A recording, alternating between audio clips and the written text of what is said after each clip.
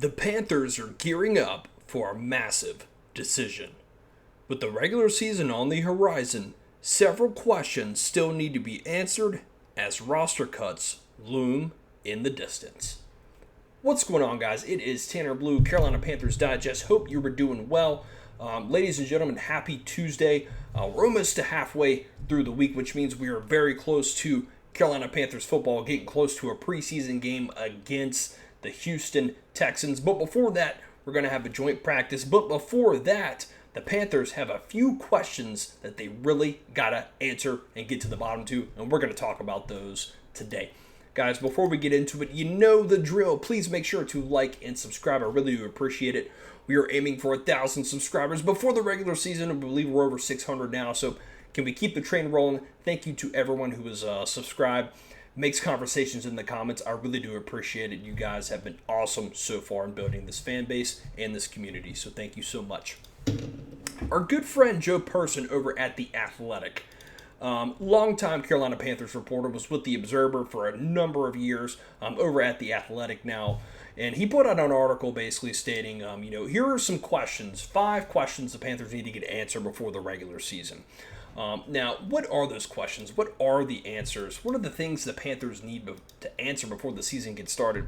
Well, one of the questions we pretty much answered yesterday, which is kind of talking about the running back situation. Obviously, we know it's going to be running back by committee, so I won't touch on that, but there are a few other options that we've talked about before, but I think are a little bit more pressing. So I'm going to jump into this article, a few pieces of the article here from Joe Person, and see what we're going on with. This first one here is going to be talking about sorting out the last few wide receiver spots. So let's dive in. Jimmy Horn Jr. and John Mechie have big games against the Jaguars, and Jaycee Reed caught touchdown passes in the first 2 preseason games. Casey Washington continues to make plays, as Canales noted. David Moore has been with Canales at all 3 of his NFL coaching stops, although Canales didn't mention Moore on Monday when discussing the competition. It feels like we have about 7 guys that I'd love to keep. I don't know if we're going to be able to keep 7, he said. There's been years where we're able to keep 7 for a while. I don't know if that's possible. Those guys are competing. They're pushing. So you talk about competing. You're talking about pushing. You talk about competing and having 7 guys on a roster maybe. Well, one of those guys that we've talked about, and 2 of those guys we really talked about recently, is going to be John Mechie, which I have here, and then our guy Jimmy Horn Jr., who I really do think these guys should be on this roster. I feel a little bit more confident in Jimmy Horn Jr. just for the fact that he's only a second-year player and he's a bit younger. There's still some talent to be developed there, I believe. But at the same time, I still do believe in John Mechie. I mean, he's still pretty young. I mean, the guy's, 26 years old. He's battled some things off the field, but here he is. He's back. He's healthy. He's produced.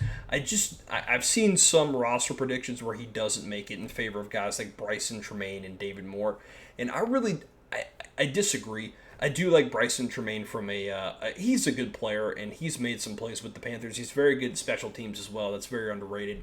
But I just would hate to see a guy like Mechie left off this roster. I really do think he can do something at a number 4, another 5 spot. So the Panthers do have to figure that out. They're talking about maybe 7 guys. I think 7's kind of the sweet spot. 6 potentially, but it's going to be either 6 or 7. No pun intended. Yes, I know. But we'll see what happens. I do think this is a question that needs to be answered, though, as we continue to break this down.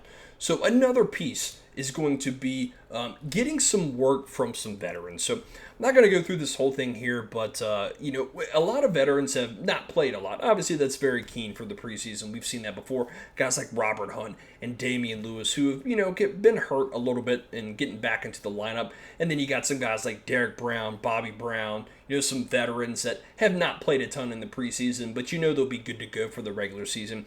Canales really notes down here at the bottom, he said it's important the 4 aforementioned players keep building their stamina heading into the season. Those are 4 guys that really need this week. They need Wednesday, he said. They need the following week, and a couple of those practices will get them up to speed from a conditioning standpoint. I do think that is a very good note there by Canales. Excuse me, I keep hitting my microphone. I apologize. I think that is a very good point by Canales because you see a lot of the veterans, sometimes they come in a little out of shape, not saying at all these guys are out of shape, but They don't necessarily push it to the limit during training camp and practices because they've been there, they understand it. They don't necessarily have to. So it takes them a little bit of a while to get revved up and back up into speed, NFL speed. So, but I think it's important, like he mentioned, to really get those vets up and running, because it's very important to start the season from a conditioning and stamina standpoint, to start off fast, start out in a groove, and really be where you need to be, because you don't want to be sluggish. You don't want to be giving up big plays because you're coming in and you're just not quite up to speed yet. I do have confidence in these guys. They're always very good veteran players. I think they will be just fine. But I do think it says a lot that they need to get a good practice, a good week. I think that is very important and crucial, and something that people might not be thinking about. So I do think that is a good point there by Joe Person.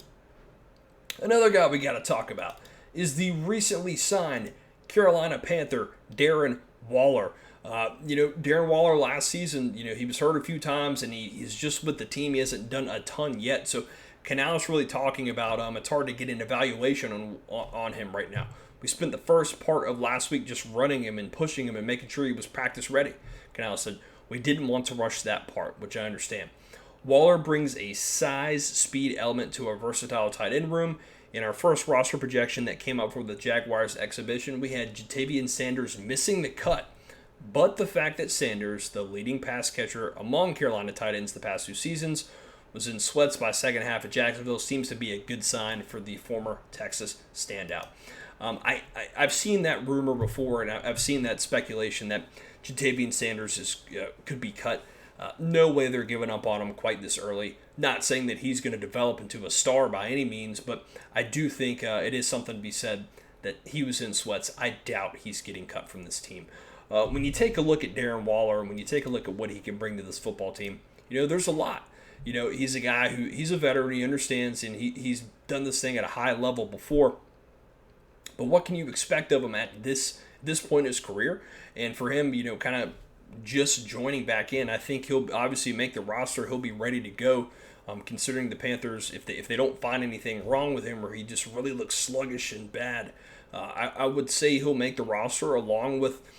I could see the Panthers obviously rolling with 4 tight ends. Ja'Tavion Sanders, Darren Waller, Mitchell, and then Tommy Trimble. So I really do see that happening. I don't see why they can't roll with 4 tight ends. Maybe more. You got a guy like Felipe Franks, who is a special teamer, but we'll see what happens with that. So keep our eyes on that storyline. And then really the last point here that Joe Person makes is the battle for position linebacker 2.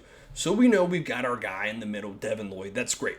But what about the guy beside him? So I want to jump into this a little bit. There's been a lot of talk this month about the inside linebacker battle between Trevor Wallace and Claude Charles for that spot alongside Devin Lloyd. Given the amount of 3 safety sets Ejiro Rivera and Trayvon Morrig's prowess as the inside box safety, the topic has gotten too much attention. But no one has claimed that spot yet, so Wallace and Charles will get a few more chances to separate from another. He talks a little bit about how they've both done. We could use both, and we're going to need them. The nature of the position is a violent spot, and both these guys can help us on special teams as well, so we'll have to make that decision as we get closer. Trevor Wallace, one of those guys that he hasn't been a bad player, but he hasn't been a good player. He's just he's there, and there are sometimes you see that potential. You see what could be, and what could happen. So, but who knows?